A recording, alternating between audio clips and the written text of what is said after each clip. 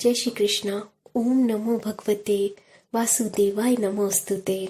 श्रीमद् भागवत गीता अध्याय 11 विराट रूप। अर्जुन ने कहा, आपने जिन अत्यंत गृह आध्यात्मिक विषयों का मुझे उपदेश दिया है उसे सुनकर अब मेरा मोह दूर हो गया है।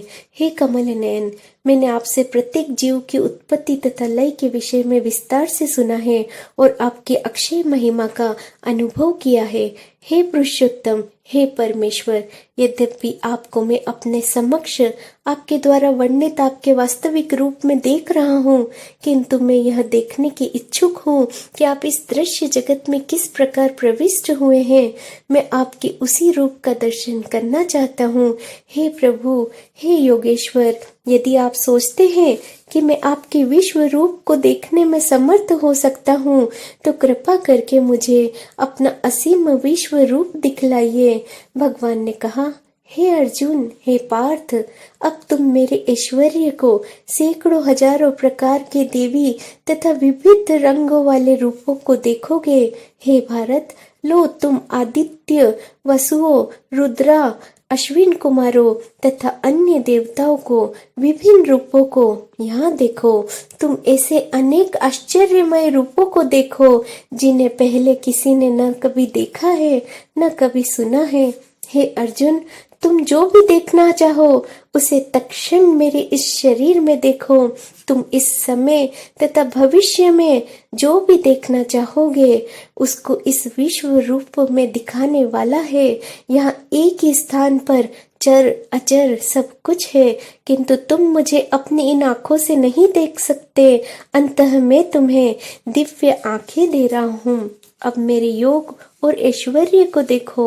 संजय ने कहा, हे राजन, इस प्रकार कहकर महायोगेश्वर भगवान ने अर्जुन को अपना विश्व रूप दिखलाया। अर्जुन ने उस विश्व रूप में असंख्य मुख, असंख्य नेत्र, असंख्य आश्चर्यमय दृश्य देखे और यह रूप अनेक देवी आभूषणों से अलंकृत था तथा अनेक देवी हथियार उठाए हुए था। यह देवी मालाएं वस्त्र धारण किए थे और उस पर अनेक सुगंधियां लगी हुई थी। सब कुछ आश्चर्यमय, तेजमय, असीम तथा सर्वत्र व्याप्त था।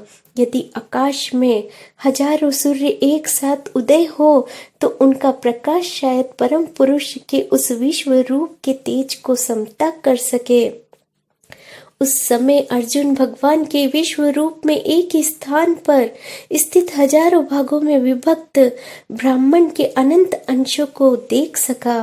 तब मोहग्रस्त एवं आश्चर्यचकित रोमांचित हुए अर्जुन ने प्रणाम करने के लिए मस्तक झुकाया और वह हाथ जोड़कर प्रार्थना से करने लगा कि हे प्रभु, हे कृष्ण, मैं आपके शरीर में सारे देवताओं तथा अन्य विविध जीवों को एकत्र देख रहा हूँ। मैं कमल पर आसीन ब्रह्म, शिवजी तथा समस्त ऋषियों एवं दिव्य सर्पों को देख रहा हूँ। हे विश्वेश्वर, हे विश्वरूप, मैं आपके शरीर में अनेकों अनेक हाथ, पेट, मुंह, आंखें देख रहा हूँ जो सर्वत्र फैले हैं और जिनका अंत नहीं है। आप में न अंत दिखता है, न मध्य दिखता है और न आदि दिखता है। आपके रूप को उसके चकाचौंध तेज के कारण देख पाना कठिन है, क्योंकि वह प्रज्वलित अग्नि की भांति अथवा सूर्य के अपार प्रकाश की भांति चारों ओर फैल रहा है। तो भी मैं इस तेजोमय रूप को सर्वत्र देख रहा हूँ जो अनेक मुकुट, गदाओं तथा चक्रों से विभूषित है। आप परम आगत्रेय वस्तु है। आप इस ब्रह्मांड के परम आधार आश्रय हैं। आप अव्यव तथा पुराण पुरुष है। आप सनातन धर्म के पालक भगवान हैं। यही मेरा मत है। आप आदि, मध्य तथा अंत से रहित है। आपका यश अनंत है। आपकी असंख्य भुजाएं हैं। सूर्य और चंद्रमा आपकी आंखें हैं। मैं आपके मुख से प्रज्वलित अग्नि निकलते और आपके तेज से सम्मुख संपूर्ण ब्रह्मांड को जलते हुए देख रहा हूँ। यद्यपि आप एक हैं, किंतु आप आकाश तथा सारे लोकों एवं उनके बीच समस्त अवकाश में व्याप्त हैं। हे महापुरुष, आपके इस अद्भुत तथा भयानक रूप को देखकर सारे लोग भयभीत हैं। हे देवों का सार समूह आपकी शरण ले रहा है और आप में प्रवेश कर रहा है। उनमें से कुछ अत्यंत भयभीत होकर हाथ जोड़कर आपकी प्रार्थना कर रहे हैं। महर्षियों द्वारा सिद्धों के सम्मुख कल्याण हो कहकर वैदिक स्तोत्रों का पाठ करते हुए आपकी स्तुति कर रहे हैं। शिव की विविध रूप आदित्यगण, वसुसाध्य, विश्वदेव, दोनों अश्विन कुमार, मुरुदगण, प्रत्यगण, गंधर्व, यक्ष, असुर, सिद्धिदेव तथा सब आपको आश्चर्यपूर्वक देख रहे हैं। हे महाबाहु, आपके इस अनेक मुख, नेत्र, बाहु, जंघा, पांव, पेट और भयानक दांतों वाले विराट रूप को देखकर देवता गणित सभी लोग अत्यंत विचलित हैं और उन्हीं की तरह मैं भी हूँ।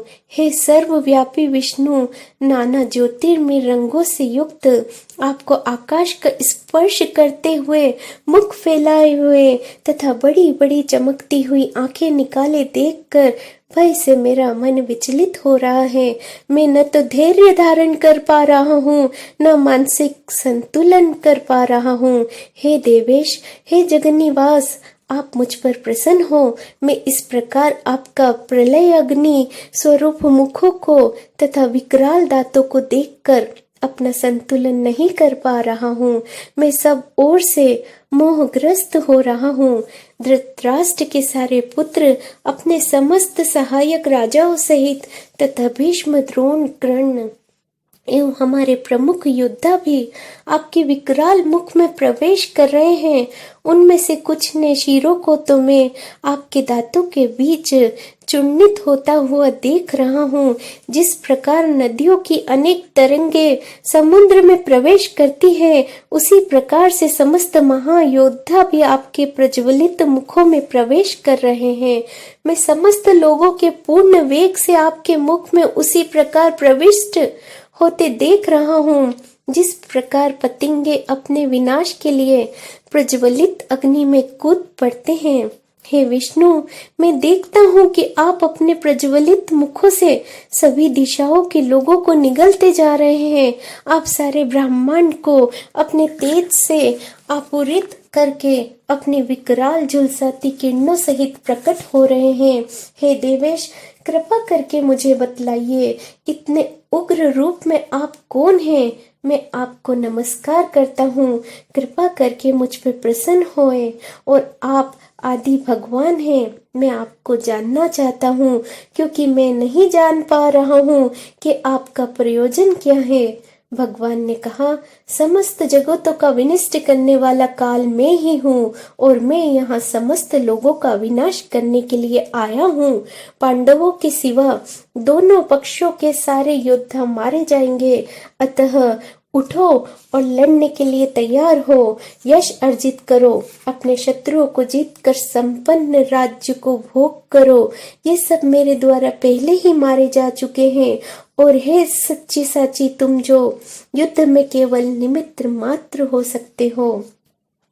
द्रोण, भीष्म, जयद्रथ, कर्ण और अन्य महान योद्धा पहले से ही मेरे द्वारा मारे जा चुके हैं, अतः तुम उनका वध करो और तनिक भी विचलित न हो। तुम केवल युद्ध करो, युद्ध में तुम अपने शत्रु को परास्त करोगे। संजय ने धृतराष्ट्र से कहा कि हे राजा, भगवान के मुख से इन वचनों को सुनकर कांपते हुए अर्जुन ने हाथ जोड़कर उन्हें बारंबार नमस्कार किया और फिर उसने भयभीत होकर अवरुद्ध स्वर में कृष्ण से इस प्रकार कहा। अर्जुन ने कहा, हे ऋषिकेश, आपके नाम के श्रवण से संसार हर्षित होता है और सभी लोग आपके प्रति अनुरुक्त होते हैं। यद्यपि सिद्ध पुरुष आपको नमस्कार करते हैं, किंतु असुरगण भयभीत हैं और इधर उधर भाग रहे हैं। यह ठीक ही हुआ है।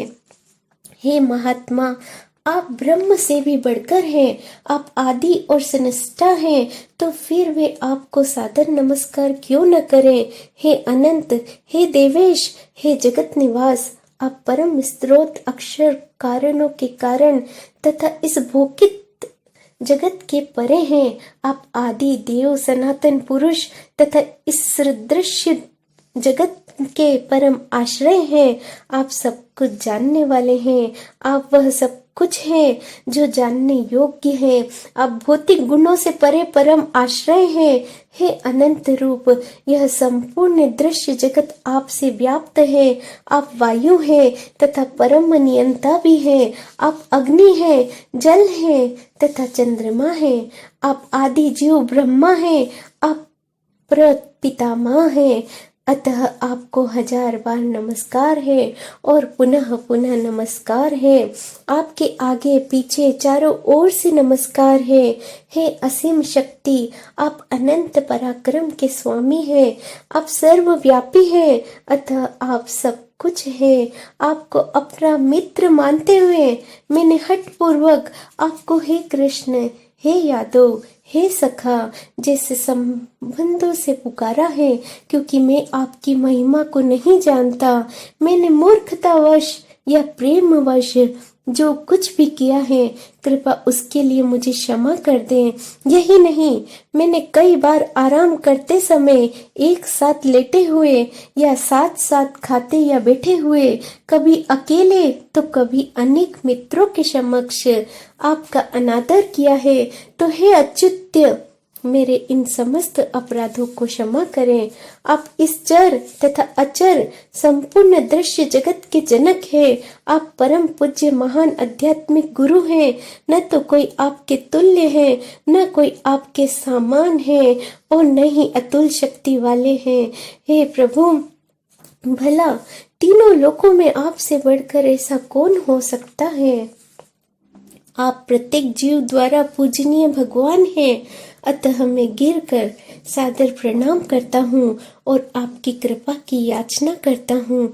जिस प्रकार पिता अपने पुत्र की ढिठाई सहन करता है, या मित्र अपने मित्र की घृतश्रता सह लेता है, या प्रिय अपनी प्रिय का अपराध सहन कर लेता है, उसी प्रकार आप कृपा करके मेरी त्रुटियों को सहन कर ले।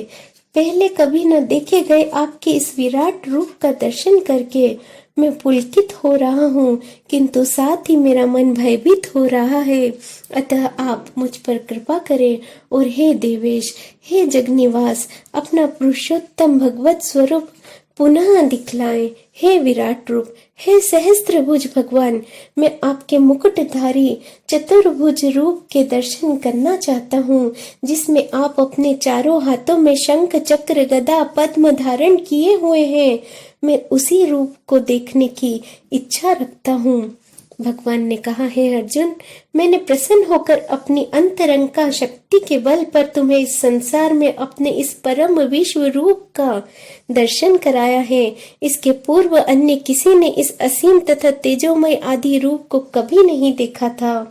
हे कुरुक्षेत्र, तुमने पूर्व मेरे इस विश्व रूप को किसी ने नहीं देखा, क्योंकि मैं तो वेदाध्ययन के द्वारा, न यज्ञ, दान, पुण्य, कठिन तपस्या के द्वारा इस रूप में इस संसार में देखा जा सकता हूँ। तुम मेरे इस भयानक रूप को देखकर अत्यंत विचलित एवं मोहित हो गए हो। अब इसे समाप्त करता हूँ। हे मेरे भक्त, तुम समस्त चिंताओं से पुनः मुक्त हो जाओ। तुम शांत चित्त से अब अपना इच्छित रूप देख सकते हो। संजय ने धृतराष्ट्र से कहा।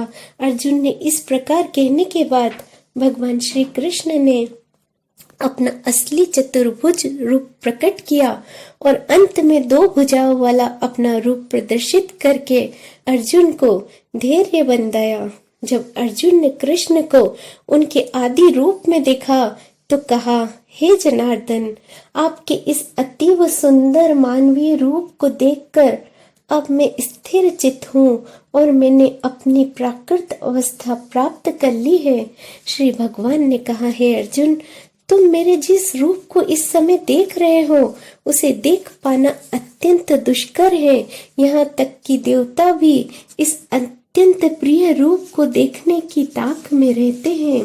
तुम अपने दिव्य नेत्रों से जिस रूप का दर्शन कर रहे हो, उसे न तो वेदाध्ययन से, न कठिन तपस्या से, न दान से, न पूजा से जाना जा सकता है।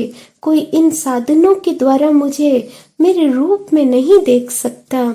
हे अर्जुन, केवल अनन्य भक्ति द्वारा मुझे इस रूप में समझा जा सकता है।